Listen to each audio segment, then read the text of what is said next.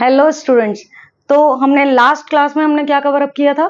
हमने what is living start किया था नीट वाले बच्चों के लिए और एकेडमिक वाले बच्चों के लिए, दोनों के लिए ये सेशन था। ठीक है, जिसमें हमने ऑलरेडी व्हाट इज लिविंग के अंदर व्हाट इज लिविंग, ठीक है, मतलब लिविंग्स होते क्या हैं, जिसके लिए हमने 3 कैरेक्टरिस्टिक्स ऑलरेडी पढ़ रखी हैं। यानी कि हमारे आसपास जितने भी लिविंग ऑर्गेनिज्म होते हैं, ठीक है, हम कैसे डिफाइन कर सकते हैं कि वो लिविंग है या नॉन लिविंग है। जिसमें सबसे पहले हमने 3 जो कैरेक्टरिस्टिक्स कवर अप करी थी वो थी ग्रोथ। ठीक है, फर्स्ट वन वाज ग्रोथ, जिसको हमने क्या बोला था कि ग्रोथ लिविंग्स में भी होती है और नॉन लिविंग्स में भी होती है। ठीक है, तो हम ग्रोथ को एक डिफाइनिंग प्रॉपर्टी नहीं बोल सकते लिविंग बीइंग की। ठीक है, लेकिन अगर हम बात करें रिप्रोडक्शन की, ठीक है, तो क्या ये डिफाइनिंग प्रॉपर्टी थी? नहीं। ठीक है, ये भी डिफाइनिंग प्रॉपर्टी नहीं थी, मतलब ग्रोथ भी नहीं है, रिप्रोडक्शन भी नहीं है, बट थर्ड वन क्या थी? मेटाबॉलिज्म। ठीक है, थर्ड वन क्या थी? metabolism, and metabolism was the defining property of all living organism because the metabolism is found only in living beings. Cell के अंदर होने वाली जितनी भी बायोकेमिकल रिएक्शंस है वो सब किसके अंदर आती है? मेटाबॉलिज्म के अंदर आती है। ठीक है, और ये सिर्फ और सिर्फ डिफाइनिंग फीचर होता है किसका? लिविंग ऑर्गेनिज्म का। ठीक है, जिसमें मेटाबॉलिज्म के 2 पार्ट थे, एक था कैटाबॉलिज्म एंड एक था एनाबॉलिज्म। कैटाबॉलिज्म बेसिकली क्या होता है? कैटलाइजेशन करना। ठीक है, यानी कॉम्प्लेक्स सब्सटेंसेस को सिंपल सब्सटेंसेस में तोड़ना, जिसमें बेसिकली डाइजेशन वाला पार्ट आ जाता है। ठीक है, जैसे स्टार्च को ग्लूकोज में तोड़ा, ठीक है, एंड सेलुलोज को ग्लूकोज में तोड़ा, और प्रोटीन को अमीनो एसिड्स में आप तोड़ दीजिए। ठीक है, तो ये सारा जो होता है, ठीक है, मेटाबॉलिज्म में कैटाबॉलिज्म की कैटेगरी के अंडर आता है। लेकिन एनाबॉलिज्म की कैटेगरी क्या कहते हैं मेटाबॉलिज्म की?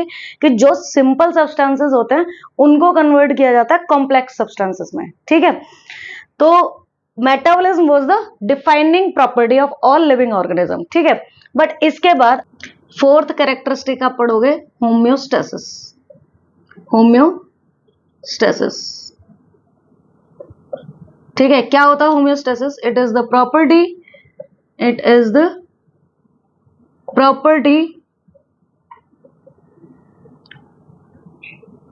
of all living organism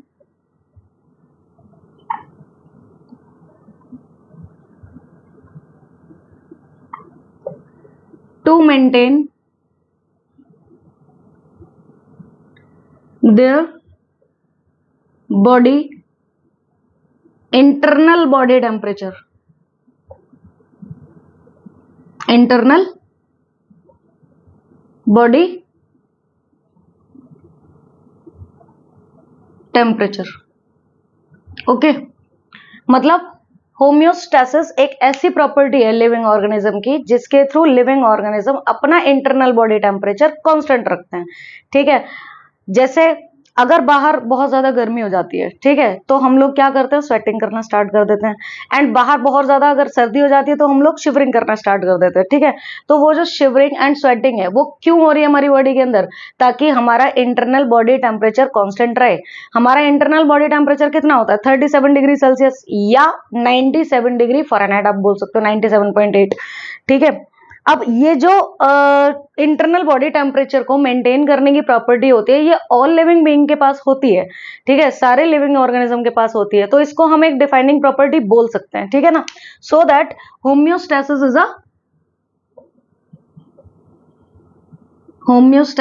is a defining property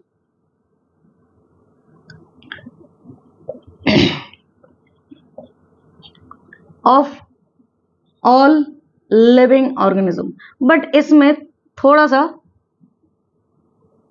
ये जानने की जरूरत है, ठीक है, कि आपके पास अगर लिविंग ऑर्गेनिज्म की कैटेगरी देखें तो 2 तरह के लिविंग ऑर्गेनिज्म होते हैं। ठीक है, एक तो होते हैं warm blooded,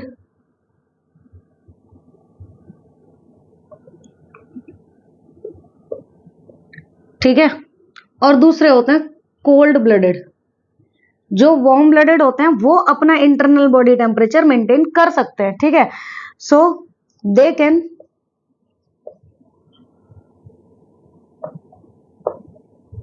maintain their internal body temperature. ठीक है। बट कोल्ड ब्लडेड कौन से ऑर्गेनिज्म होते हैं? ये वो ऑर्गेनिज्म होते हैं जो अकॉर्डिंग टू एनवायरमेंट, ठीक है, जिनकी बॉडी का टेम्परेचर चेंज होता रहता है। अगर बाहर बहुत ज्यादा हॉट है एनवायरमेंट तो इनकी बॉडी का टेम्परेचर भी बढ़ जाता है, अगर बहुत ज्यादा कोल्ड है तो इनकी बॉडी का भी टेम्परेचर बढ़ जाता है, ठीक है ना। इसीलिए ये they can't maintain their internal body temperature, ठीक है। अब ये तो मुश्किल हो गई क्या? कोल्ड ब्लडेड एनिमल्स या कोल्ड ब्लडेड लिविंग ऑर्गेनिज्म, ठीक है, जो अपना बॉडी टेम्परेचर खुद से मेंटेन नहीं कर पा रहे हैं, अकॉर्डिंग टू सराउंडिंग उनका बॉडी टेम्परेचर चेंज हो रहा है, ठीक है। तो इस कंडीशन में फिर ये ऑर्गेनिज्म सर्वाइव कैसे करेंगे? ये सर्वाइव करेंगे किससे? ये या तो एस्टिवेशन स्लीप में जाएंगे, ठीक है, या फिर हाइबरनेट कर जाएंगे, यानी कि हाइबरनेशन में चले जाएंगे। एग्जैक्टली हाइबरनेशन क्या होता है और एस्टिवेशन क्या होता है? एस्टिवेशन होता है summer sleep,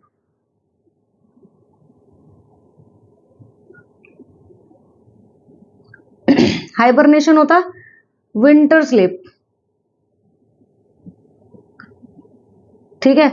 exactly summer sleep और विंटर स्लीप किसे कहते हैं? देखो, एस्टिवेशन होता है कई बार बाहर का टेम्परेचर बहुत ज्यादा है, ये लिविंग ऑर्गेनिज्म उस बाहर वाले इन्वायरमेंट को नहीं झेल पा रहे हैं, तो ये क्या करते हैं, ठीक है, समर वाले में, अगर समर का टेम्परेचर वो नहीं टॉलरेट कर पा रहे हैं तो वो एस्टिवेशन में चले जाते हैं, ठीक है, कुछ टाइम के लिए मतलब छुप जाते हैं, और वो बाहर तब निकलेंगे, ठीक है, जब उनकी बॉडी के हिसाब से टेम्परेचर सुटेबल होगा बाहर का, ठीक है। हाइबरनेशन में भी यही होता है। विंटर स्लीप, विंटर स्लीप में क्या होता है कि अगर बाहर बहुत ज्यादा सर्दी हो चुकी है, ठीक है, तो लिविंग ऑर्गेनिज्म क्या करते हैं, अपने आप को हाइबरनेट कर लेते हैं, छुपा लेते हैं। कब तक? जब तक बाहर का एनवायरमेंट या बाहर का टेम्परेचर उनकी बॉडी के अकॉर्डिंग सूट नहीं करता, ठीक है। तो ये समर स्लीप और विंटर स्लीप, ठीक है। समर स्लीप को क्या कहते हैं, क्या कहते हैं? एस्टिवेशन। एंड विंटर स्लीप को क्या कहते हैं? हाइबरनेशन। विंटर स्लीप में आपने देखा होगा पोलर बियर्स होते हैं, ठीक है, यूजुअली वो हाइबरनेट कर जाते हैं, ठीक है। और अगर समर स्लीप में देखें तो फिशेस वगैरह बहुत सारी हैं जो हाइबरनेट सॉरी एस्टिवेशन में चली जाती हैं, ठीक है ना।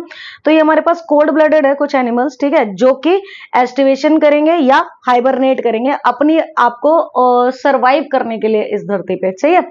तो समझ आ गया सबको? Homeostasis is a defining feature of all living organism, ठीक है। इसके बाद आती है fifth characteristic, consciousness.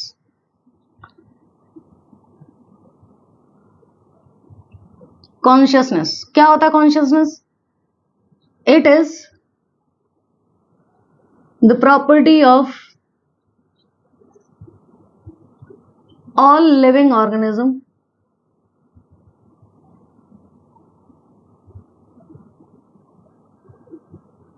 in which all livings या living being या living organism response against the external stimuli, ठीक है।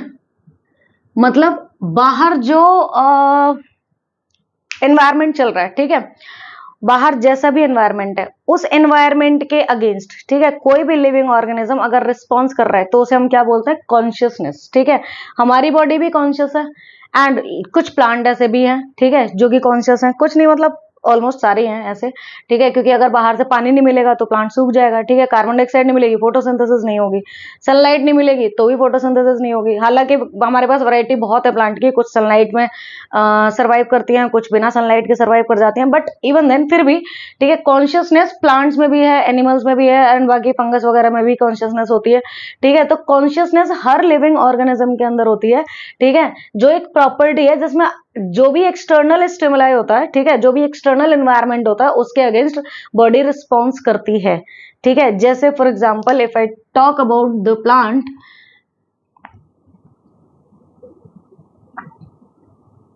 मिमोसा पुडिका, ठीक है, जिसको आप छुई मुई का प्लांट भी बोल सकते हो। ठीक है, छुई मुई प्लांट। ठीक है, मिमोसा पुडिका। ठीक है, अगर हम अपनी बात करें तो ह्यूमन तो है ही। ठीक है, ह्यूमन भी क्या है, कॉन्शियस है काफी ज्यादा। ठीक है, अदर एनिमल्स भी हैं। ठीक है, और अदर एनिमल्स में सब आ जाते हैं जो भी कॉन्शियस हैं और एनवायरमेंट के अगेंस्ट रिस्पॉन्स करते हैं। ठीक है ना, तो अगर ऑल लिविंग बीइंग के अंदर कॉन्शियसनेस मिलती है, ठीक है, अब नॉन लिविंग्स के अंदर तो नहीं मिल सकती कॉन्शियसनेस। मतलब कोई अगर चेयर है, मान लिया मेरे पास एक प्लास्टिक की चेयर है, वो तो नहीं बता सकती ना अपने आप के अंदर कि मेरे अंदर कोई चेंज हो रहा है, मेरा टेम्परेचर चेंज हो रहा है, चेंज करो, बाहर गर्मी बहुत ज्यादा है, मैं नहीं रह सकता, नहीं कर सकता सरवाइव, नहीं, ऐसा कुछ नहीं है। ठीक है, नॉन लिविंग थिंग्स जो है वो कॉन्शियस नहीं होते, ना ही वो होम्योस्टेसिस शो करते हैं। ठीक है, तो अब हम बोल सकते हैं कि कॉन्शियसनेस जो है fifth characteristic, it is the defining property of all living organism. Yes, ठीक है ना, सो consciousness is a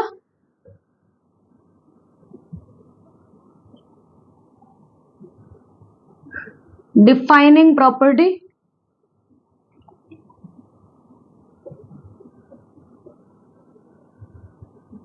of all living organism। ठीक है,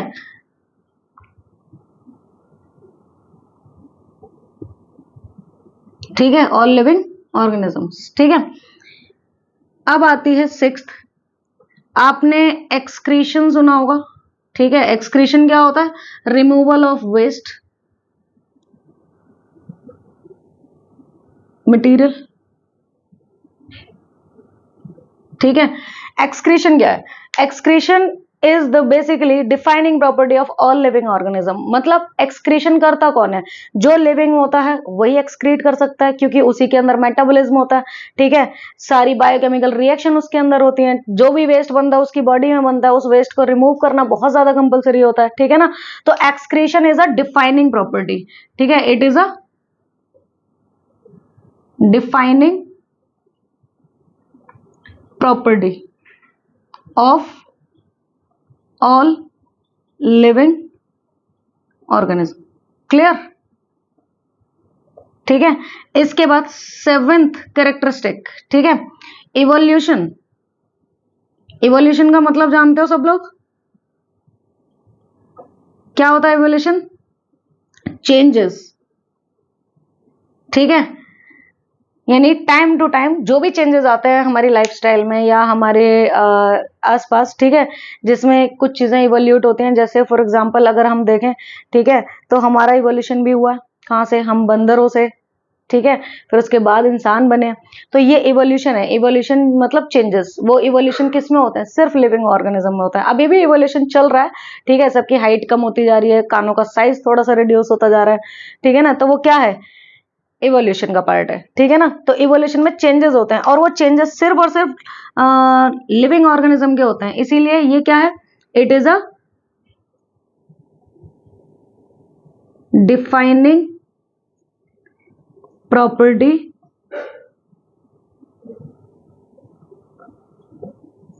ऑफ ऑल लिविंग ऑर्गेनिज्म। ठीक है, यहां तक कोई प्रॉब्लम? ठीक है, अभी दो कैरेक्टरिस्टिक के बारे में और बात कर लेते हैं। रिपेयरिंग,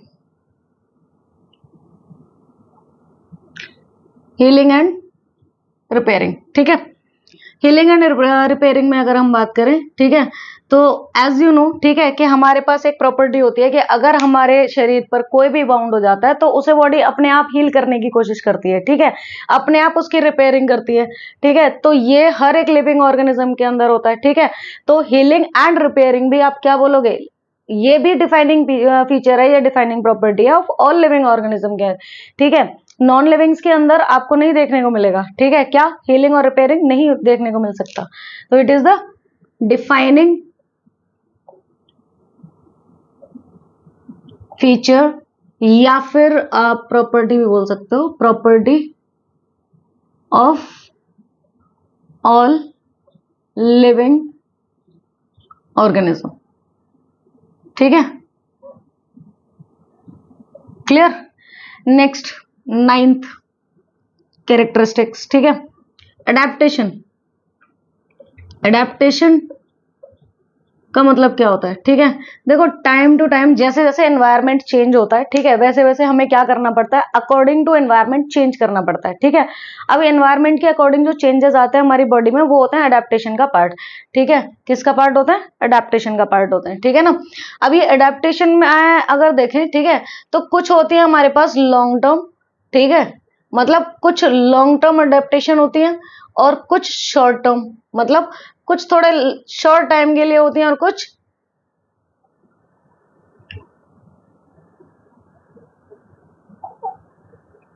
शॉर्ट लॉन्ग टाइम के लिए होती है, ठीक है।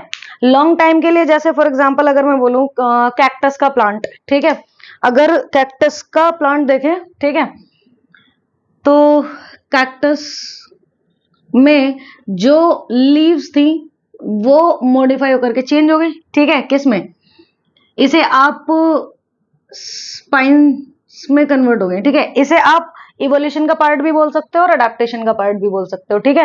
ये इवोल्यूशन में भी आ जाता है और अडेप्टेशन में भी आ जाता है, ठीक है, लेकिन ये लॉन्ग टर्म है, काफी लंबा टाइम लगा, ठीक है। और अगर मैं नेक की बात करूं, नेक ऑफ जिराफ, ठीक है, इसमें जो इलोंगेशन आई, ठीक है, वो भी क्या है, एडेप्टेशन का पार्ट और इवोल्यूशन का पार्ट भी है, ठीक है ना। और शॉर्ट टर्म की बात करें, ठीक है, ये दोनों ही लॉन्ग टर्म में काउंट होंगी, ठीक है, लॉन्ग टर्म।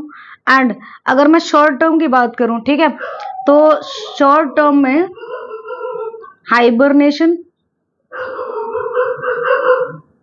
एंड एस्टिवेशन, जो थोड़े ही पीरियड के लिए होता है, ठीक है, ये दोनों के दोनों किसका पार्ट है, शॉर्ट टर्म का, ठीक है, शॉर्ट टर्म अडेप्टेशन, ठीक है। कोई दिक्कत परेशानी यहां तक, आई होप समझ में आ रहा होगा और लिविंग को और नॉन लिविंग को डिफरेंशिएट आप कर पा रहे होगे, ठीक है। Next 10th last defining feature है ये डेथ, ठीक है, ये भी क्या है, defining property of all living organism, ठीक है, defining property of all living organism. यहां तक चैप्टर का एक पार्ट खत्म होता है, क्या आप कैसे डिफरेंशिएट करोगे नॉन लिविंग्स को और लिविंग्स को, ठीक है। तो जितनी भी कैरेक्टरिस्टिक फीचर्स मैंने बताए, ठीक है, उनको आप ध्यान से देखिए, पढ़िए, सुनिए, ठीक है, और इजीली आप डिफरेंशिएट कर सकते हैं, ठीक।